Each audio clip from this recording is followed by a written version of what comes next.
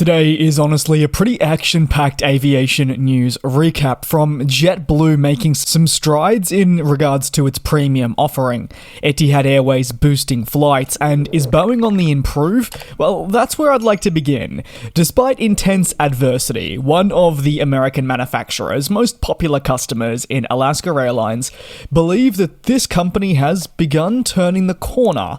At the beginning of the year, Alaska Airlines was most notably impacted by a door blowout incident aboard one of its 737 MAX jet. And while this was disturbing, all walked away from the incident physically unscathed. However, this fallout and its impact on Alaska Airlines was colossal, with groundings, compensation, and a general lack of trust all emerging. Now, almost 10 months after the incident, the Alaska Airlines CEO has stated that his view of Boeing has changed quite considerably, and for the better.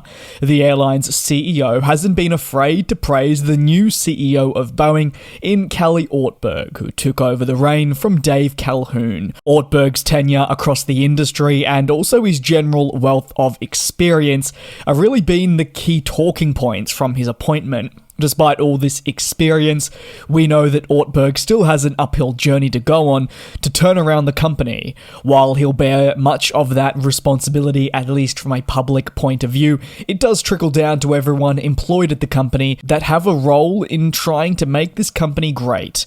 Alaska Airlines believes there have been steady improvements in Boeing's operation, a stark contrast to how they found them earlier this year. While Boeing has, in the past, say, month and a bit, battled a degree of strike action, this is ultimately unrelated to the production processes we have been seeing unfold and quality control issues, rather that being an internal affairs matter.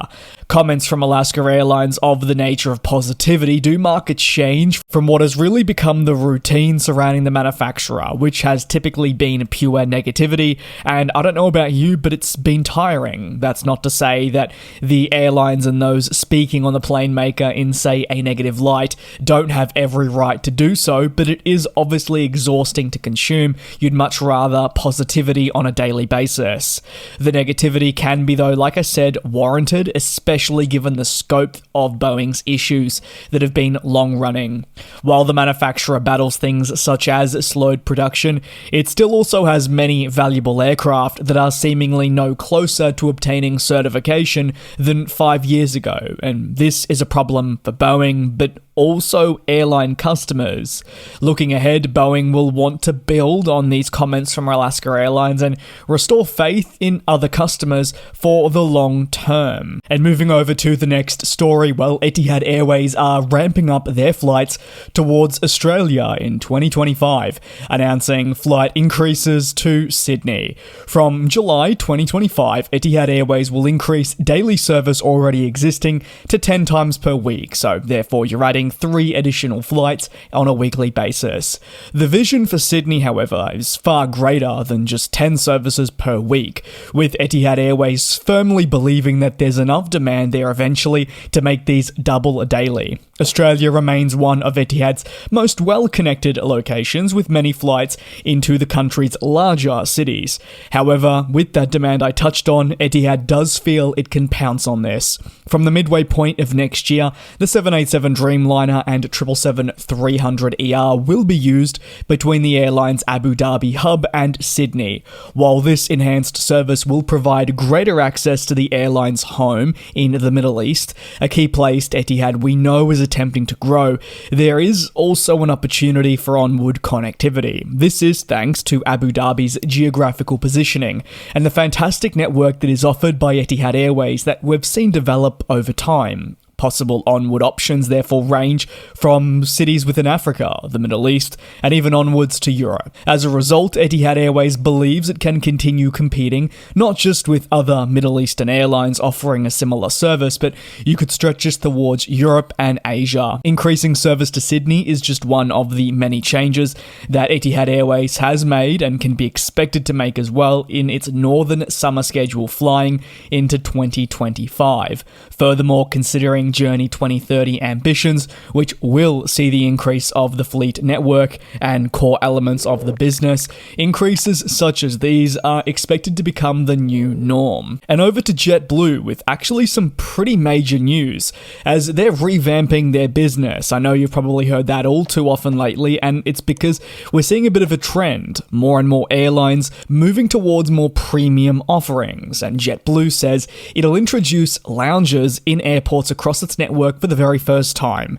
The major move is reaffirming the airline's long-term vision of increasing the overall premium features available to customers as it attempts to compete with other airlines. The very first airport lounge is expected to open in late 2025 at New York's John F. Kennedy International in Terminal 5. However, New York JFK won't be the only airport initially to feature a new state-of-the-art lounge. Plans are very much in place to open one at Boston Logan International in Terminal C.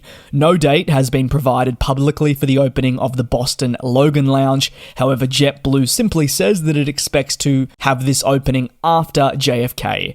Jet Forward is the strategy that has been outlined as a key reason for moving forward with these lounges.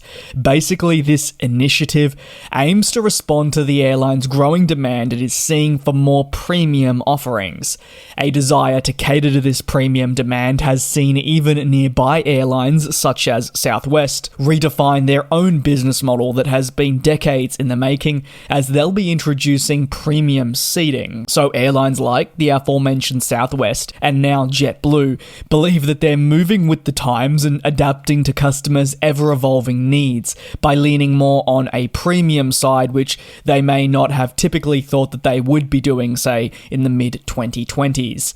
JetBlue says the lounges will offer a valuable signature perk, which should increase incentives around flying this US carrier. Also, you can expect a new premium credit card will launch. Once these lounges are launched, JetBlue says it will be open to some of its more loyal customers.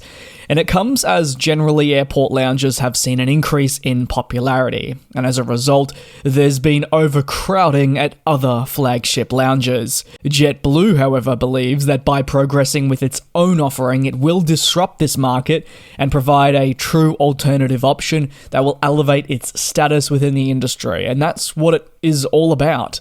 The New York JFK Lounge will span some 8,000 square feet in total. Boston Logan will be 11,000. The carrier confirms the lounges will feature Blue brand elements with local and regional artwork. There'll be a play, work, and lounge area, which will be complemented by high-end customer service that'll focus on elevating the hospitality levels as much as possible. Obviously, this is still a pretty fresh development, only occurring in the last couple of weeks, so as time progresses, no doubt we'll find out a little bit more about what the lounges will look like with renderings and such, but I'd love to hear your take. How are you feeling with so many airlines now dipping into a more premium offering, if that's maybe steering clear of what they're traditionally known for? Let me know. Thanks for watching. Take care, be safe, and I'll see you same place, same time tomorrow. And we'll fly.